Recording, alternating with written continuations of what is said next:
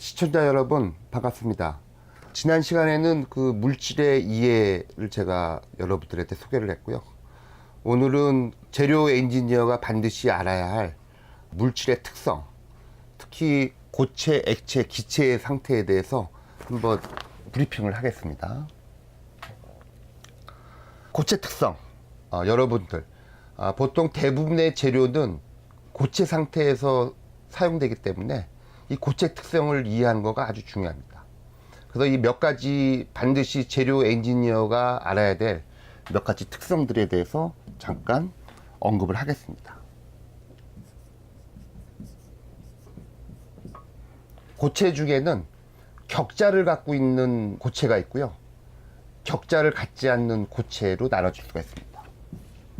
보통 격자를 갖고 있는 놈들을 우리들은 레틱스를 갖고 있다고 얘기를 하는 거죠.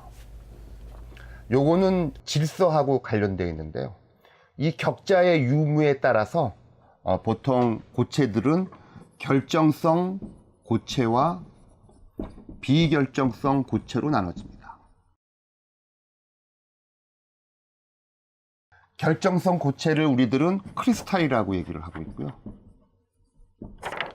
비결정성 고체를 우리들은 글래스라고 얘기를 합니다. 추후에 고분자 강의에서도 더 구체적으로 설명을 드리겠지만, 이러한 비결정성 고분자 같은 경우는 우리가 보통 이제 아모르포스 스테이트 또는 이제 글래시 스테이트의 재료라고 명명을 하고 있죠. 결정성 재료의 대표적인 예는 여러분들 얼음을 생각하세요. 아이스. 비결정성 고체의 대표적인 예는 여러분들 유리, 글래스를 생각을 하세요. 그 다음에 우리가 씹는 껌, 추잉껌도 예를 들어서 비결정성 고체입니다. 결정성 고체는 멜팅 포인트가 존재를 합니다. 하지만 비결정성 고체들은 멜팅 포인트가 존재하지 않고 그 대신 보통 그래스 트랜지션 템퍼러처라는 거가 존재를 합니다. 일반 화학에서는 이 정도의 수준에는 여러분들이 도달을 해서 결정이냐 비결정이냐 이거를 구분할 줄 알아야 됩니다. 고체의 그 결정 특성과 비결정 특성, 이거보다 조금 더 업그레이드 된 구분도 여러분들이 숙지를 하고 계셔야 되는데요, 등방성이라는 개념과 비등방성이라는 개념입니다. 보통 비등방성은 우리가 이방성이라고 얘기를 하는데요, 등방성은 아이소트로픽, 비등방성은 애나이소트로픽, 이렇게 의미를 하고 있습니다.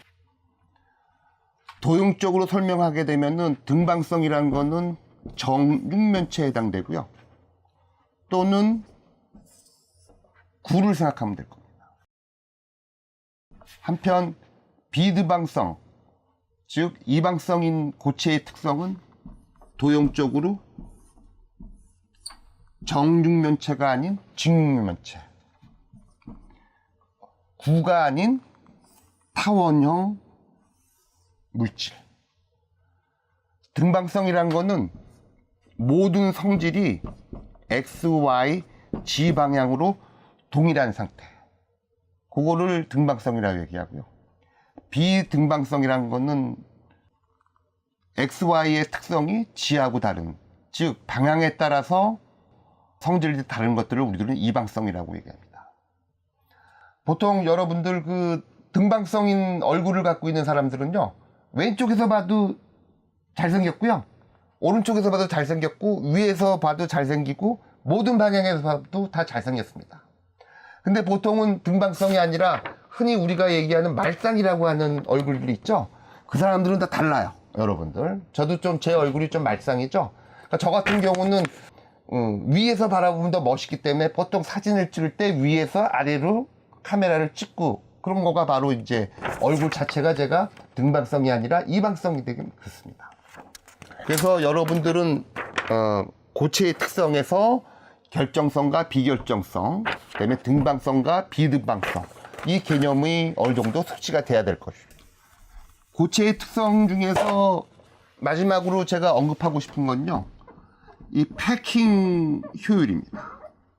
얼마만큼 고체 상태의 분자들이 최대한 많이 특정 공간을 차지할 수 있느냐, 이 효율이 아주 중요한 거죠.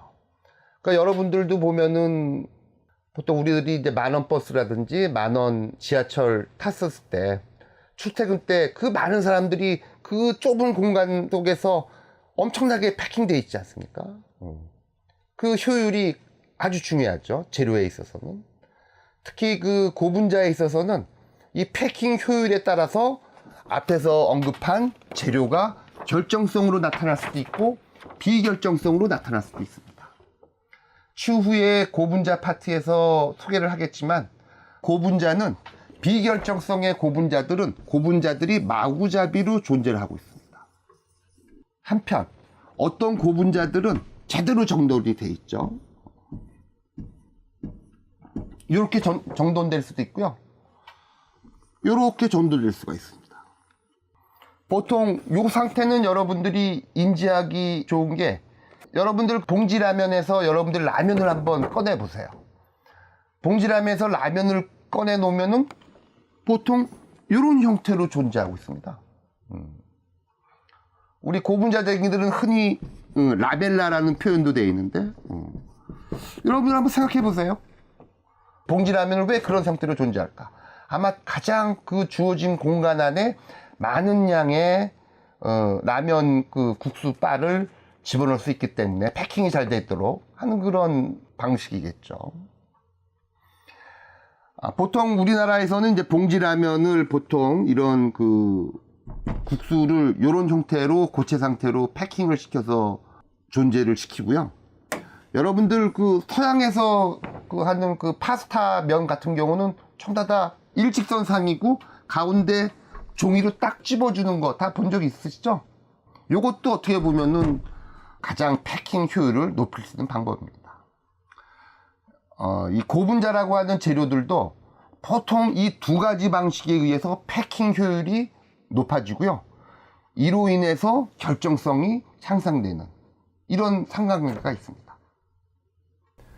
이상입니다, 여러분. 다음 시간에 또 뵙겠습니다.